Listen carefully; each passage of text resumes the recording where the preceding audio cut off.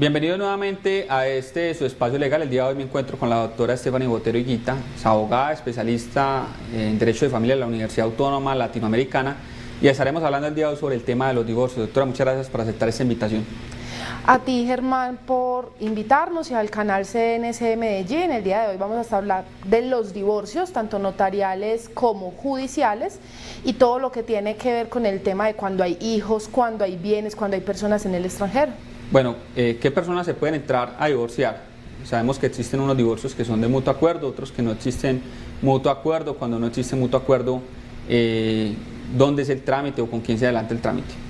Bueno, entonces, se pueden divorciar aquellas personas que hayan contraído matrimonio, sea civil o religioso, porque hay personas que por la religión que profesan, digamos la católica, y se casan ante esa entidad religiosa, se expide una partida de matrimonio por la curia y se hace la respectiva inscripción de ese matrimonio para que salga un registro civil de matrimonio.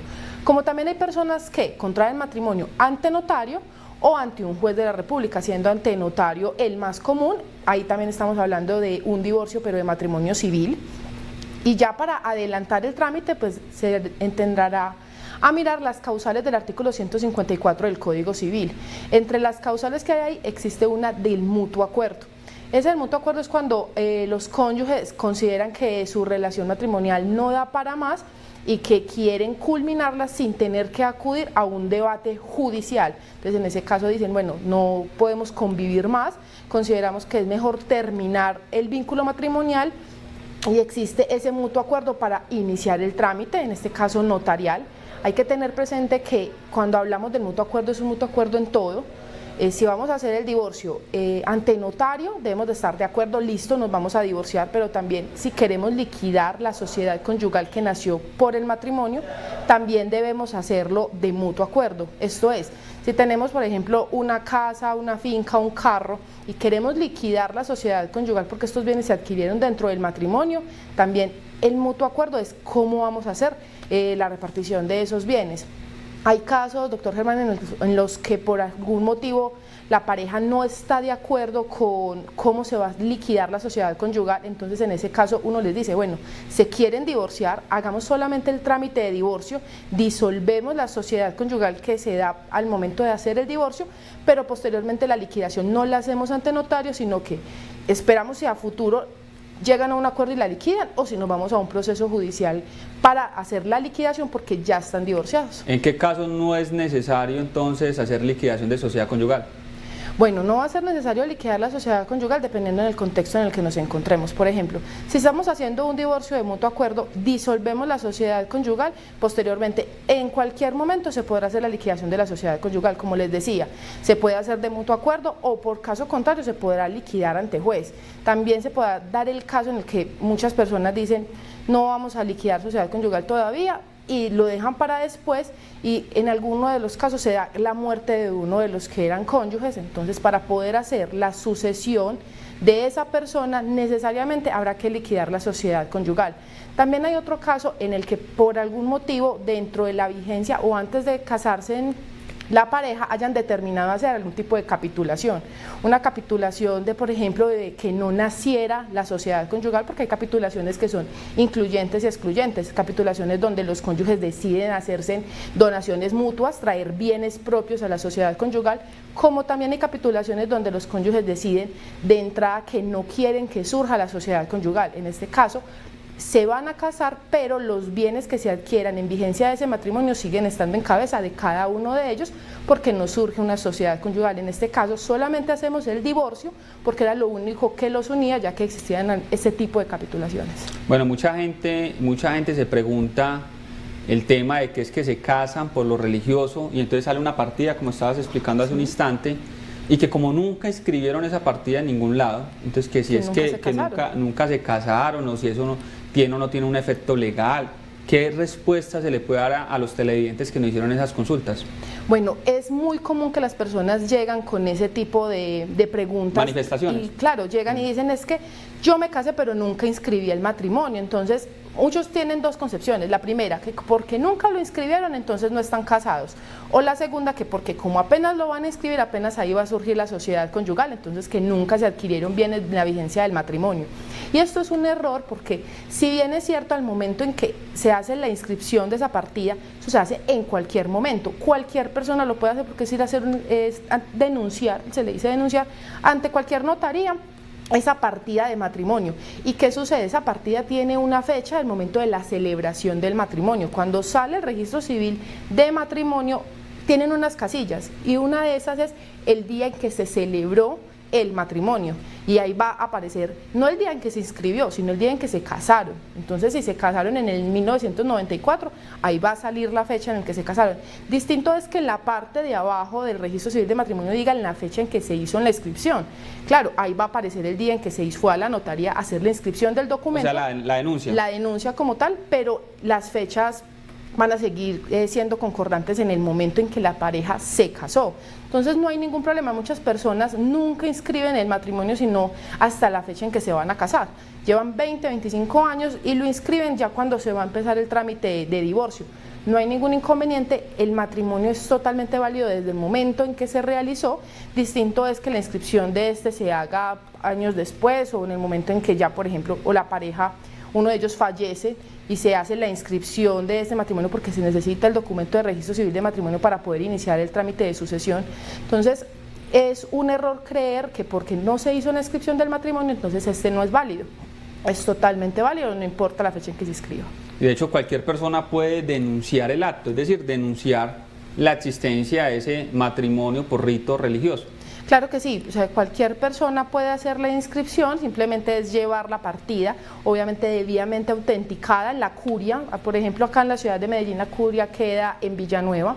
Uno acude allá, le ponen un sello, porque no es la que a usted le dieron en el momento de casarse, sino una que está actualizada, y esa con una fotocopia de la cédula se lleva a cualquier notaría de la ciudad sin ningún inconveniente, y de ahí sale el registro civil de matrimonio. ¿Cuánto tiempo puede durar ese trámite para que quede ya asentado y salga ya un registro, ¿no? Un certificado de matrimonio, ¿no? Claro que sí, ese trámite no se demora sino un par de horas.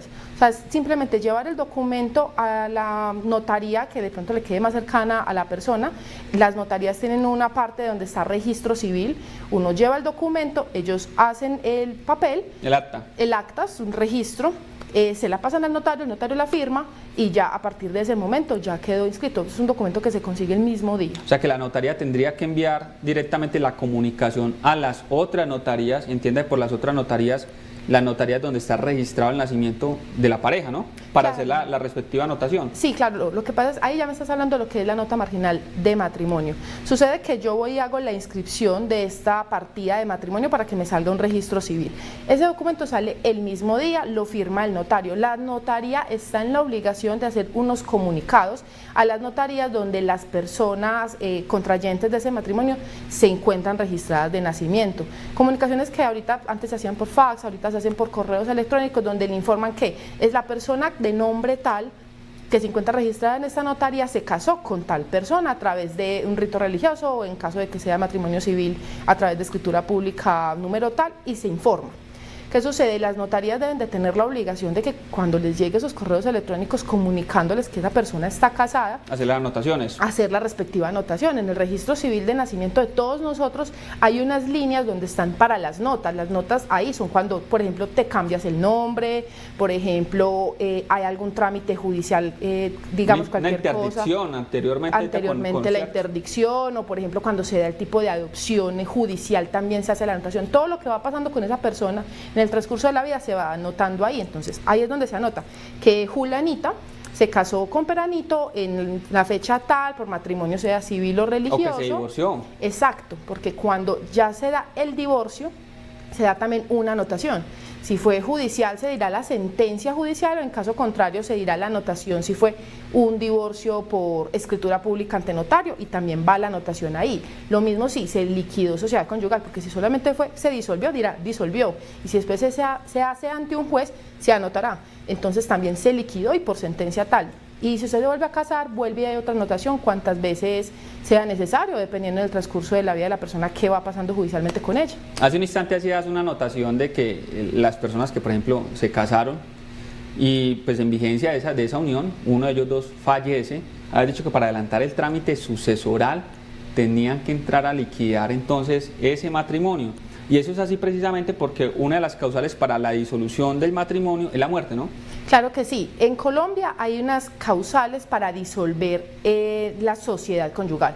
Entre una de ellas encontramos que se dé el divorcio. Esa es una. La segunda es que de mutuo acuerdo los cónyuges quieran liquidar la sociedad conyugal. Por ejemplo, Juana y Mauricio están casados y dicen, bueno, queremos seguir casados, pero no queremos seguir compartiendo este vínculo de sociedad conyugal, sino que cada uno tenga su patrimonio por separado. Entonces, de mutuo acuerdo van y liquidan la sociedad conyugal. No significa que se hayan divorciado, siguen casados, pero ya no tienen ese régimen patrimonial que los une. La otra causal que existe es cuando uno de los cónyuges fallece. Esto da la disolución de la sociedad conyugal y posteriormente se va a entrar a liquidar. Muchas personas esperan, por ejemplo, cuando hablan de los abuelos, que dicen, vamos a esperar que también fallezca el abuelo para hacer todo en conjunto, para hacer todo el trámite ya, pero otras personas dicen, no, vamos a hacer el trámite de sucesión de mi madre ya para poder organizar el tema de las gananciales de mi padre, liquidar los bienes que mamá tenía y hacerlo ya. Y hay otra causal para liquidar la sociedad conyugal, es por ejemplo cuando se están en alguna de las causales de la separación de bienes, que es un proceso judicial que tiene unas causales taxativas para pedir la terminación de la sociedad conyugal, pero eso ya es un proceso judicial aparte. Bueno, el tema es bastante interesante, doctora, y nos llegó al canal CNC una pregunta relacionada con un colombiano que se casó aquí en Colombia con una colombiana, pero que en ese momento se encuentra en España, y él nos pregunta que si estando allá en España, él se puede adelantar el trámite aquí en Colombia. ¿Es posible ello? Sí, y es posible en cualquiera de las dos circunstancias, esto es, si estamos de mutuo acuerdo ante notario o si lo queremos adelantar ante un juez. Si por ejemplo esta persona que se encuentra en el extranjero dice, mi pareja o la que era mi pareja está en Colombia, yo me encuentro en España, yo quiero hacer el trámite y ella va a firmar, o sea, está de acuerdo con la separación. Entonces acá es muy sencillo, es buscar los documentos, es decir, tenga registros civiles de nacimiento autenticados y con las notas marginales de matrimonio, fotocopias de las cédulas, registros civiles de matrimonio, también debidamente autenticados. Con esos documentos uno hace el respectivo acuerdo poder, se lo envía a la persona que se encuentra en el extranjero. Ahorita por todo el tema de pandemia ya no es necesario que el documento venga físico apostillado en original desde el extranjero, sino que ahorita simplemente con enviarlo escaneado podemos hacer el trámite acá. ¿Por qué? La persona que está en el extranjero va a un consulado más cercano, lo apostilla y con esa apostilla se da un código de verificación. Con ese código cualquier notaría podrá verificar a través de la página del Ministerio de Relaciones Exteriores que ese documento fue debidamente apostillado en un consulado en el extranjero. Entonces no es necesario que venga ya el documento físico, sino que ya con tenerlo escaneado es más que suficiente. Entonces llega el documento escaneado, uno se lo envía a la persona, a la pareja que está en Colombia, que lo imprima y lo lleve a una notaría, cualquier notaría del país, y autentique su firma. Llega el documento acá y nosotros ya hacemos el respectivo trámite, se nos da poder para firmar las escrituras públicas. En ese caso no es necesario que ninguna de las dos personas esté acá, simplemente uno como abogado hace la totalidad del trámite. Y lo mismo pasaría si, por ejemplo, no estamos en la causal de mutuo acuerdo, sino que tenemos que buscar alguna de las otras causales del artículo 154 del Código Civil. Entonces esa persona también nos da un poder apostillado y nosotros ya hacemos todo el trámite acá en Colombia. Por el tema también de la pandemia se nos ha dado la posibilidad de que las audiencias se están haciendo de manera virtual.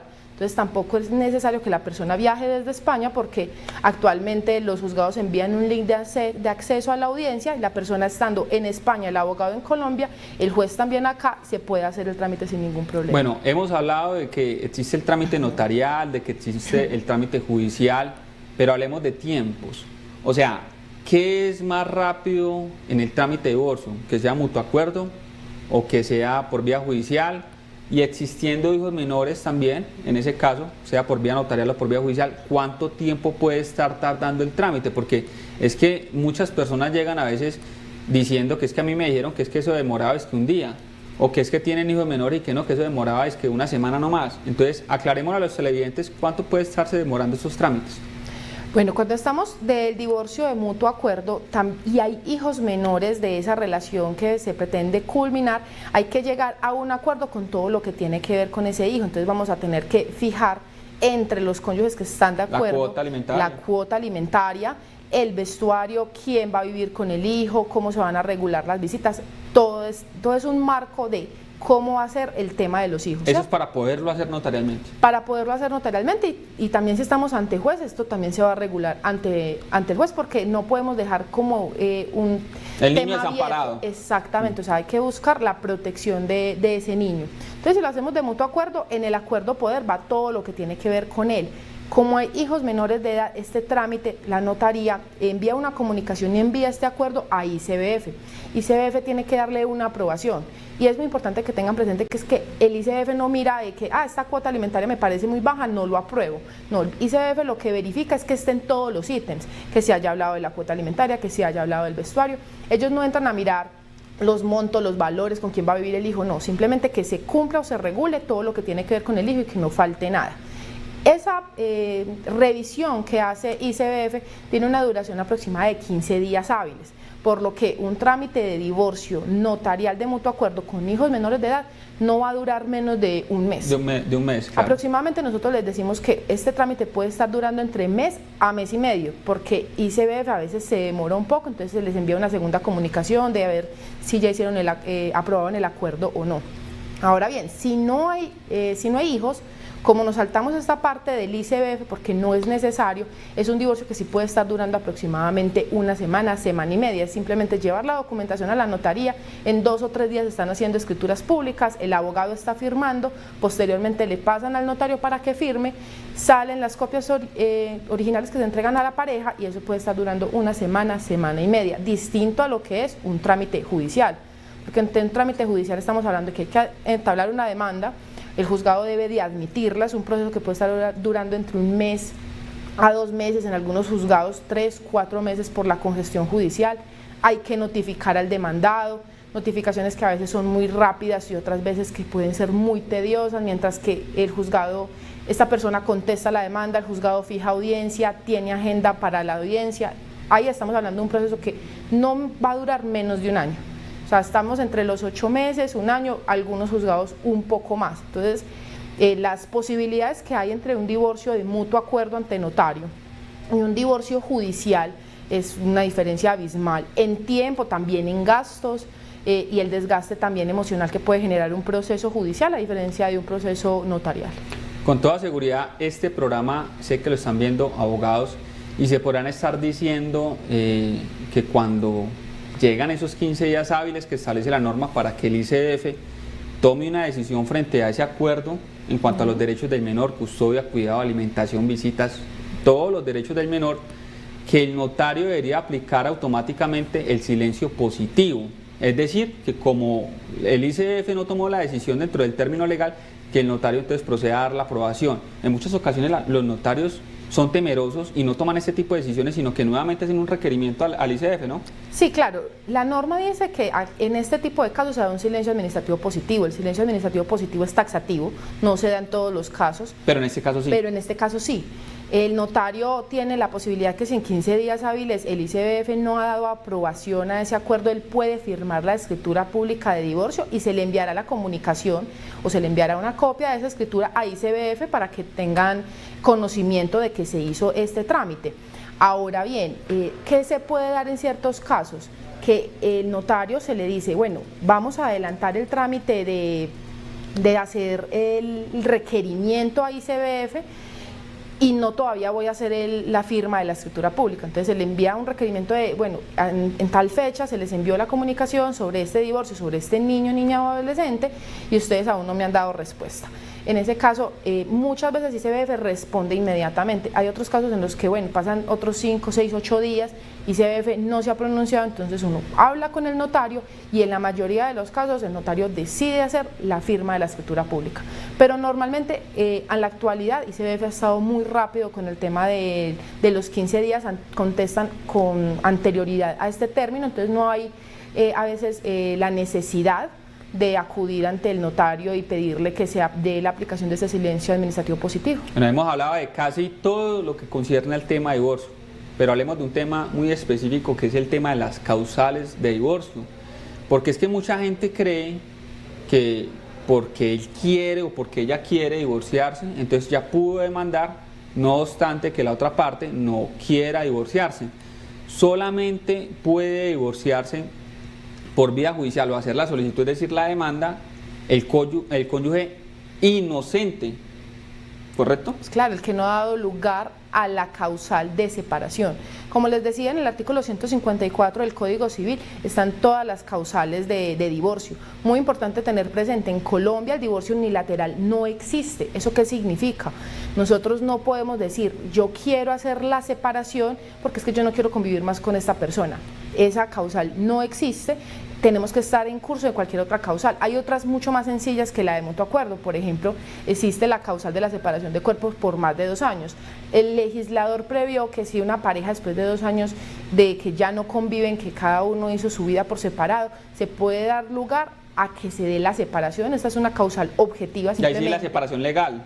Exacto, yo sí ya determiné, no quiero vivir más con mi pareja, me fui del país, me fui para otra parte, ambos decidieron no seguir la convivencia. Han pasado 3, 4, 5 años y uno busca a esa pareja y le dice, bueno, separémonos de mutuo acuerdo, y esa persona dice, no, no me interesa separarme.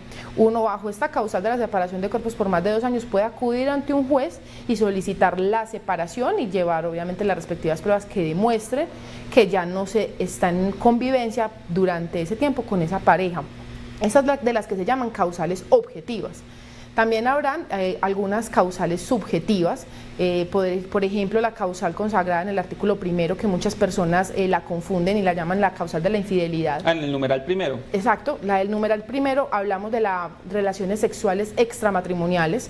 Esto es si una persona ha sostenido relaciones sexuales extramatrimoniales con otra, esa no es la persona que puede invocar la causal, la va a invocar quien era el cónyuge inocente, el que no dio lugar a la separación. El que no fue infiel. Exactamente.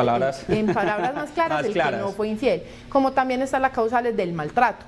Por ejemplo, acá en Colombia el tema de la violencia intrafamiliar es muy alto, entonces muchas personas tienen las denuncias en fiscalía o se han hecho los trámites ante comisarías de familia sobre la violencia intrafamiliar, entonces tienen las pruebas de que, por ejemplo, el esposo la golpea, ¿no? Pero también existe el maltrato psicológico, existe un maltrato económico, entonces tengo las pruebas de que la relación no da para más, se han hecho todos los trámites, comisaría, fiscalía.